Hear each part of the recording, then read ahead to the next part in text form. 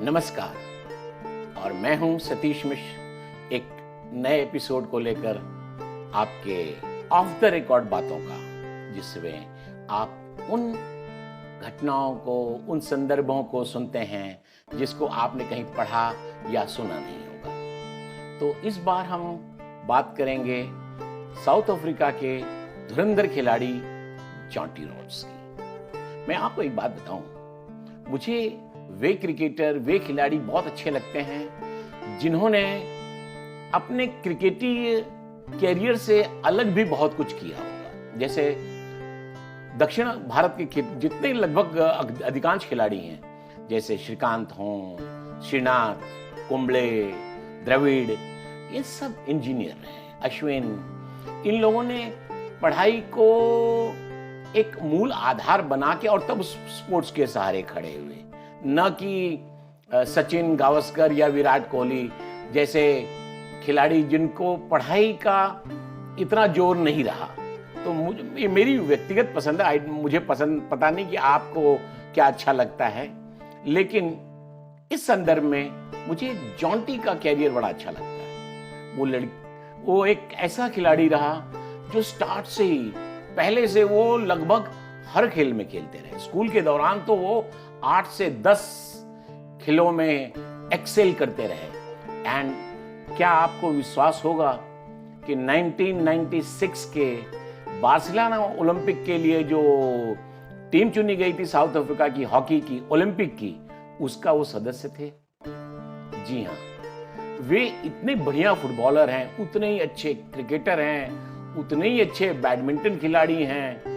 तो जब उन्होंने एज ए क्रिकेटर इतनी ख्याति प्राप्त की, उनकी जिस तरह टाइगरिश अप्रोच के साथ वो फील्डिंग करते रहे, तो उनका कैरियर जब खत्म हुआ एज ए क्रिकेटर, तब इसके बाद मुझे बड़ा अच्छा लगा ये जानकर कि वो केप टाउन यूनिवर्सिटी से एक थीसिस पर काम कर रहे हैं, जिसका विषय था कि बदली हुई परिस्थितियों में पिचें किस तरह रिएक्ट करती हैं। जैसे कि पहाड़ में, समंदर के किनारे, वादियों में और बर्फीली जगहों पे पिचें किस तरह रिएक्ट करती हैं, इस पर उन्होंने एक थीसिस तैयार की थी। और उस सिलसिले में वे करीब विश्व के 8 से 10 क्रिकेट खेलने वाले देशों का दौरा भी किया उन्होंने, और इसके बाद वो मुंबई आए। और इस सिलसिले में वैसे तो मुंबई से उनका विशेष प्रेम रहा है। आप सभी जानते हैं कि वे मुंबई इंडियंस से भी जुड़े रहे, और उनका इतना स्नेह रहा है कि उन्होंने अपनी बेटी का नाम भी इंडिया रखा हुआ है। तो वो जब वो थीसिस के सिलसिले में मुंबई आए, तो उन्होंने मुंबई क्रिकेट एसोसिएशन के अधिकारियों से संपर्क किया कि मुझे इन ग्राउंड्स पे जाकर लोगों से, एक्सपर्ट से मिलना है।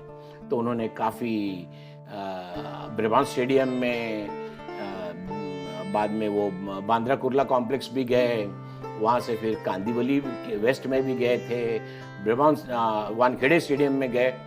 फिर किसी ने उन्हें सुझाव दिया कि आप आइडियली विकेट के बारे में जानना और देखना दोनों चाहते हैं, तो आप कांदीवली के ठाकुर स्टेडियम में जाइए। वो उन्होंने संपर्क किया मुझसे, और मैं तो हतप्रभ था कि ये कितना बड़ा खिलाड़ी और मुझसे क्या जानना चाहेगा। लेकिन बड़ा अच्छा लगा कि उन्होंने बहुत अच्छी तरह बातें की, और अगले दिन का समय लिया। दिन में 12 बजे का मैंने उनको कहा था कि अगर आप सुबह आएंगे तो दोपहर का कैरेक्टर नहीं देखने मिलेगा, और मॉर्निंग में आप आके देख के, और 12 बजे के वक्त का जो बदलता हुआ स्वरूप है वो आप देख सकेंगे। तो बड़े खुश हुए वो, और बराबर 9:30 बजे, 10 बजे आ गए थे। वो बहुत ही बारीकियों को जानना चाहते थे, ग्राउंड के एक एक प्रभाव क्या। मेरा ये जो ठाकुर क्रिकेट ग्राउंड है, ये बाकायदा 7 लेयर्ड, जिसको कहते हैं ना कि बीसीसीआई के पिच कमेटी के चेयरमैन थे धीरज परसाना। धीरज परसाना मेरे मित्र थे, मेरे रिक्वेस्ट पर वे आए और यहाँ पे करीब 12 से 14 दिन रुके थे वे, और उन्होंने 7 लेयर्ड में आप आम लोगों को शायद पता नहीं होगा कि किस तरह से मिट्टी, फिर लकड़ी का बुरादा, फिर कोयला, रेती खड़ी नंबर 3, 2, 1, और फिर मिट्टी का लेयर जो होती है वो पनवेल मिट्टी, किस तरह से हम लोग बदल के उसको, और लास्ट में जो है ऊपर का लेयर देते हैं, तो वे 7 से 8 लेयर की बनी होती है पिच, जिसके मुताबिक हम उसका स्वरूप बदलते रहते हैं जैसे चाहिए, और जिस परिस्थितियों में ढालकर उसको बेटर निकालना हो वो हम कर पाते हैं। तो उन बारीकियों को वो वैसे तो काफी कुछ जानते थे, लेकिन उनका विशेष जोर ये था कि समंदर के किनारे, क्योंकि ये खारी जो हवा चलती है वो जो समुद्री जो खारापन लेके आती है, उससे जिस तरह टॉप लेयर बदल जाती है पिचों की, उसके बारे में जानना चाहते थे। तो मैंने उनको बारीकी से समझाया कि किस तरह से 7 बजे सुबह हम रोल करने के बाद क्या स्थिति बनती है, और 9:30 10 बजे जब मैच चालू होता है उसके बाद किस तरह ऊपर की सतह टूटती है, और 2 घंटे में इसका बदल जाता है स्वरूप। उसको उस मेंटेन रखने के लिए हम कौन से रोलर यूज करते हैं, हम कौन से पिचों को दबाव देते हैं जिससे कि वो स्वरूप उनका अधिक से अधिक समय तक चलता रहे, जब तक कि वो बिगड़ न जाए। आपको तो पता है कि 15-20 ओवर के बाद में पिच के ऊपरी लेयर को मेंटेन करना पॉसिबल नहीं होता है, लेकिन उस स्थितियों में किस तरह रिएक्ट करती हैं वो मैंने उनको विशेष रूप से समझाया, और उन्हें बहुत अच्छा लगा।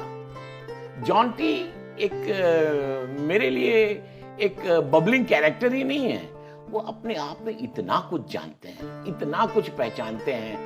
ये मत समझिए कि केवल वो फील्डिंग के बारे में ही एक्सपर्ट हैं, बहुत बढ़िया क्रिकेट को ओढ़ते हैं, बिछाते हैं और सोते हैं और खाते हैं, बहुत बढ़िया उनका नॉलेज है।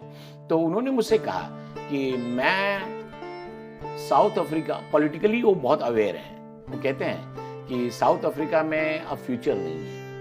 आज मैं हूं, लेकिन मैं आगे मेरी पीढ़ी और आगे बच्चों को मैं नहीं, यहां से मैं दूर जाना चाहता हूं। अब वे स्वीडन जाकर बस रहे हैं, वहां पे पहले क्रिकेट की इंफ्रास्ट्रक्चर को, वो सबको उनको तैयार करने का जिम्मा भी मिला हुआ है, वो करेंगे, इसके बाद वहां पे बस जाएंगे। और मुझे उन्होंने विशेष रूप से कहा कि यू आर ए न्यूज़मैन, प्लीज इसे न्यूज मत बनाइएगा। तो इस तरह से वो बात दबी रह गई, और आज जबकि वो सब समय बीत गया है, तो मैंने सोचा आप लोगों के साथ वो ऑफ द रिकॉर्ड खबरें शेयर करूं। तो मेरे इस प्रयास को आप किस तरह से देखते हैं? क्या आपको मेरा ये ऑफ द रिकॉर्ड का जो सिलसिला है पसंद आ रहा है? क्योंकि मैंने इससे पहले मैच फिक्सिंग करने वाले किस तरह से पत्रकारों को घेरते हैं, किस तरह से मैं सचिन तेंदुलकर को लेकर मेरे एक बुलावे पर वो बंदा आके 3-3 घंटे तक गरीब बच्चों के साथ खेलने के लिए आ गया और खेला। किस तरह से मैंने सुनील गावस्कर का इतना विश्व प्रसिद्ध कॉलम जो था उसको मैं लिखता था, इस रहस्य को मैंने 25 साल के बाद आपके साथ शेयर किया है।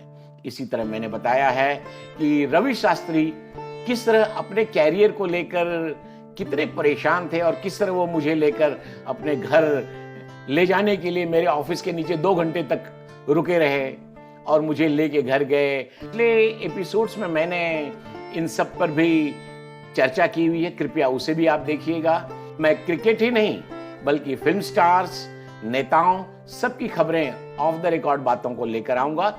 वे खबरें, वे बातें जो आप जानते हैं कि एज ए पत्रकार हम एक या तो संपादक के दबाव में, कभी मालिकों के दबाव में, कभी पुलिस के दबाव में, कभी नेताओं के दबाव में, कभी गैंगस्टर्स के दबाव में कभी हम नहीं छाप पाए थे। लेकिन अब अवसर है कि उन सारी चीजों को खोलकर आपके सामने रखूं, और इसलिए मैं ये विशेष प्रोग्राम लेकर आया हूं। मुझे लगता है कि आपको ये पसंद आएगा, और अगर पसंद आता है तो कृपया इस चैनल को सब्सक्राइब करिए। नमस्कार, प्रणाम और जय हिंद।